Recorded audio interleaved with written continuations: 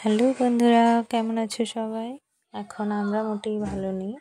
দেখতে পাচ্ছ টোটো করে যাচ্ছি ডাক্তারের কাছে। ছেলেরও শরীরটা ঠিক নেই, সর্দি করেছে, কাশছে। মায়েরও শরীর ঠিক নেই, বাবারও শরীর ঠিক নেই। এখন বাপের বাড়িতে এসেছিলাম, কারোরই শরীর ঠিক নেই। বাপের বাড়িতে মা আর বাবাই থাকে, আর আমরা দুজন এসেছি, আমি আর ছেলে। তারপর রাস্তায় কত কাশফুল ফুটেছে, সামনেই পুজো। এই তো পুজো তো চলেই এসেছে, কিন্তু মোটেই এখন আনন্দ হচ্ছে না। একদমই কারো শরীর ঠিক নেই। দেখো, কথা বলতে বলতে প্রায় ডাক্তারের কাছে পৌঁছে গেল।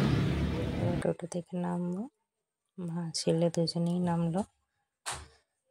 এবার ডাক্তারের কাছে যাচ্ছি। ওখানে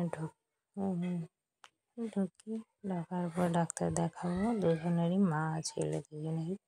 তারপর ওষুধ নিয়ে বাড়ি ফিরবো আবার।